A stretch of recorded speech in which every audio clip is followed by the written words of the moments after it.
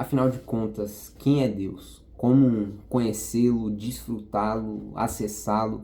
Como desenvolver um relacionamento com a pessoa e com o ser de Deus? Então, vamos lá, quem é Deus? Deus, ele é espírito. Ele é um espírito infinito, eterno e imutável em seu ser, sabedoria, poder, santidade, justiça, bondade e verdade. Em João 4,24, Jesus conversando com a mulher samaritana, ele disse: Deus é espírito e é necessário que seus adoradores o adorem em espírito e em verdade. Na antiga aliança, quando Deus se revelava no tabernáculo ou no templo de Salomão, a glória de Deus se manifestava no lugar santíssimo, e no lugar santíssimo Deus se relacionava com o sumo sacerdote e falava de tudo que ele tinha para ordenar sobre os filhos de Israel. Então, a revelação de Deus acontecia no lugar santíssimo. O apóstolo Paulo diz que o ser humano é espírito, alma e corpo. E hoje, na nova aliança, a revelação de Deus acontece no lugar santíssimo do homem, que é o espírito do homem. O apóstolo Paulo, em Romanos 8, ele diz: o espírito testifica com o nosso espírito, afirma com o nosso espírito. Jesus disse que para herdar o reino de Deus tem que nascer da água e do espírito, tem que passar pelo novo nascimento. O novo nascimento acontece no espírito, na dimensão do espírito, e a partir daí todo o nosso relacionamento com Deus se dá na dimensão do espírito. Deus, ele se revelou a Moisés em Êxodo 13:14 e diz assim o texto: e disse Deus a Moisés: eu sou o que sou. Disse mais: assim dirás aos filhos de Israel: eu sou, me enviou a vós. Essa é uma das maiores revelações de Deus, e esse é um dos nomes que Deus deu a si mesmo. Eu sou o que sou, né? Ou Yahweh, Yahvé. E essa revelação, ela é poderosa, ela é majestosa, e essa revelação deve nos levar à adoração.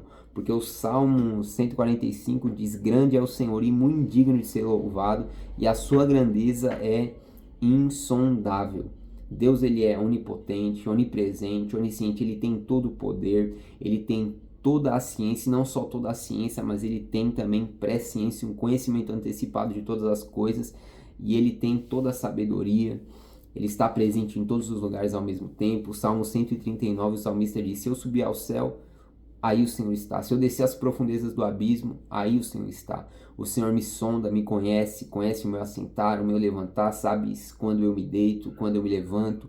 No teu livro escrevia todas essas coisas sem que nenhum dos meus dias existisse. Ou seja, Deus, ele é totalmente onisciente, totalmente onipotente, onipresente. O Salmo 90, verso 2 diz: antes que os montes nascessem e se formassem, de eternidade a eternidade, tu és Deus. Tiago 1,17 diz: toda boa dádiva e todo dom perfeito vem do alto, descendo do Pai das luzes, em quem não há mudança nem sombra de variação. Ou seja, ele não muda. Ele é o mesmo ontem, hoje e eternamente. O salmista, ou melhor, o apóstolo Paulo, Romanos 11:33, ele diz: ó profundidade da riqueza, tanto da sabedoria como do conhecimento de Deus, quão insondáveis são os seus juízos, quão inescrutáveis são os seus caminhos. Quando Deus, ele se apresentou para Abraão em Gênesis 17:1, quando Abraão tinha 99 anos, o Senhor apareceu a Abraão e ele disse: eu sou Deus Todo-Poderoso, anda na minha presença e ser perfeito. No original diz: eu sou El Shaddai, eu tenho todo o poder.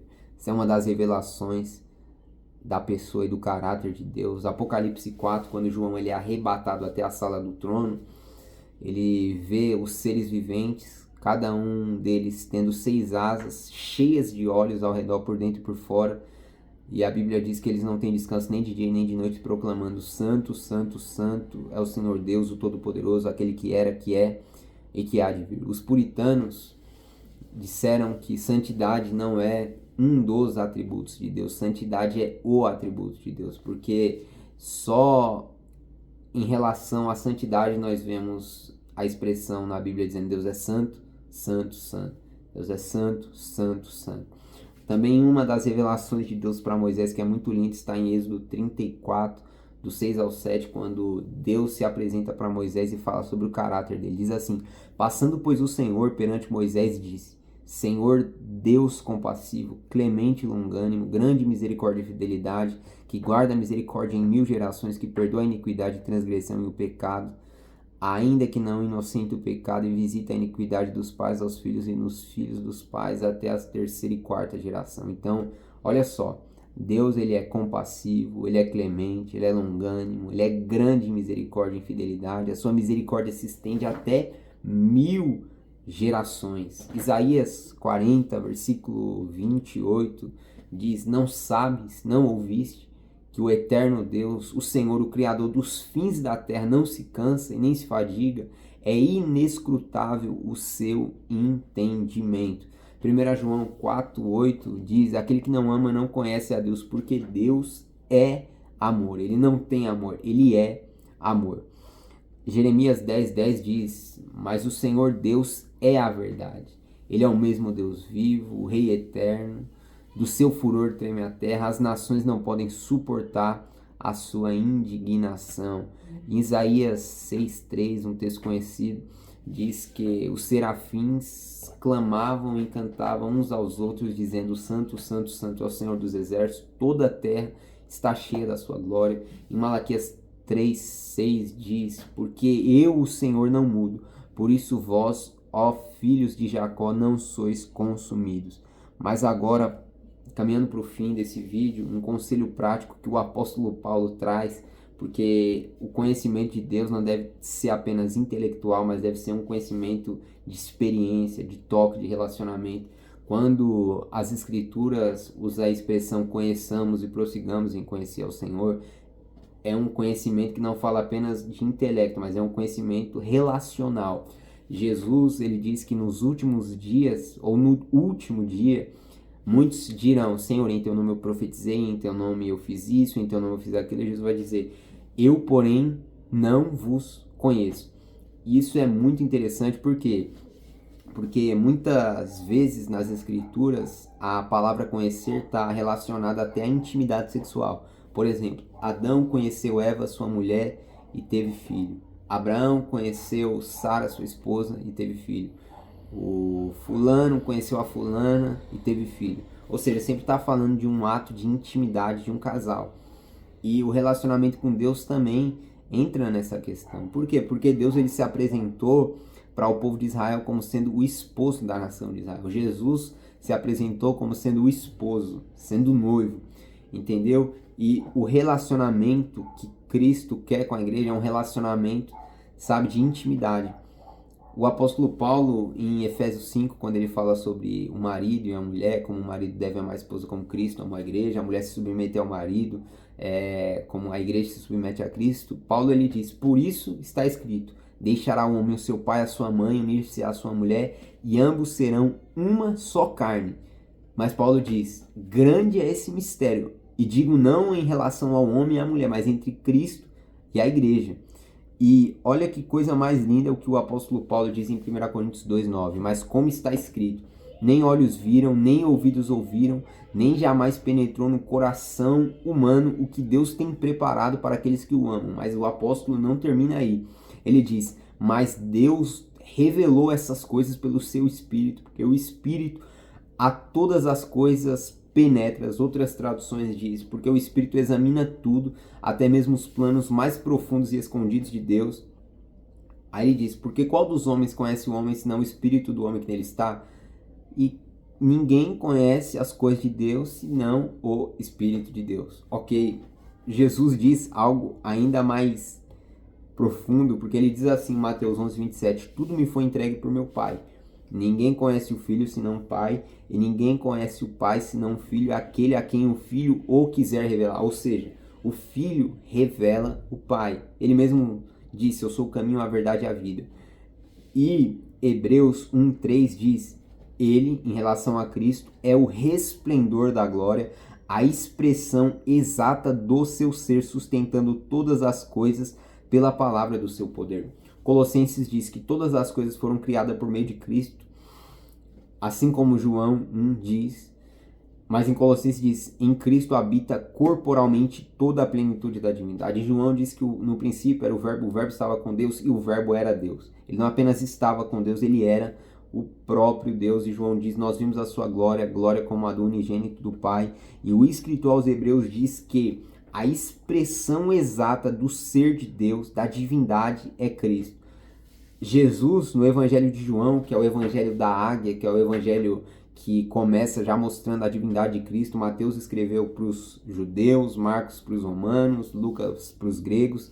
Em Mateus, a ênfase é na realeza de Cristo, Jesus como Messias, como o prometido das Escrituras, o prometido do filho de Davi, o rei que viria da linhagem de Davi. Em Marcos, o escritor mostra Jesus em ação.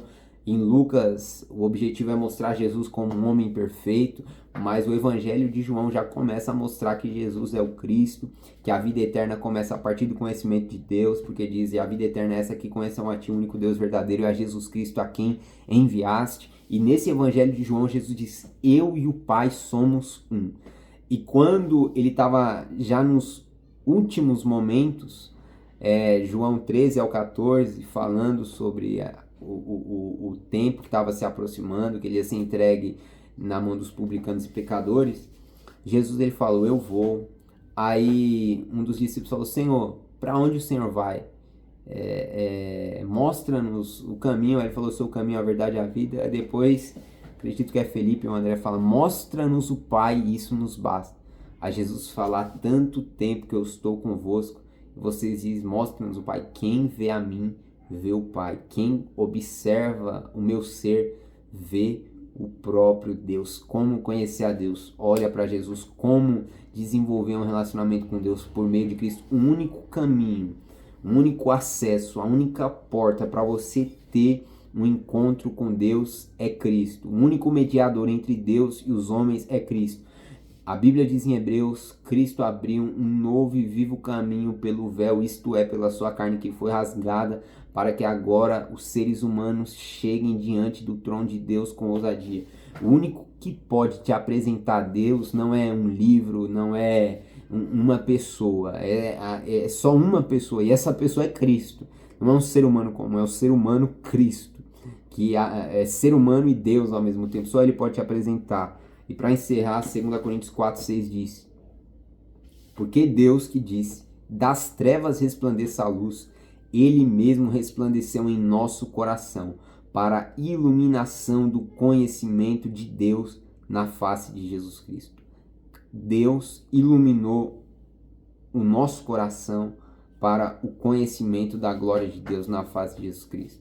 É possível conhecer a glória de Deus. E você vê a glória de Deus na face de Jesus Cristo. Que esse seja o seu desejo. Que o seu desejo por Deus não seja apenas ter informações sobre Deus, mas que o seu desejo seja se relacionar com Deus. Na antiga aliança, Moisés pediu para ver a presença de Deus, a glória de Deus, a face de Deus. E Deus falou, não, você vai ver minhas costas. Mas na nova aliança, Cantares, o noivo fala, pomba minha, amiga minha, esposa minha, que anda entre as fendas da penha. As fendas da penha foi onde Moisés entrou para ver as costas de Deus. Mas em Cristo ele diz, sai deste lugar, não veja apenas minhas costas, mas mostra-me a tua face, porque me é aprazível. E à medida que você mostra a sua face para Deus, Deus ele vai mostrar a face dele para você. Amém? Que Deus em Cristo vos abençoe.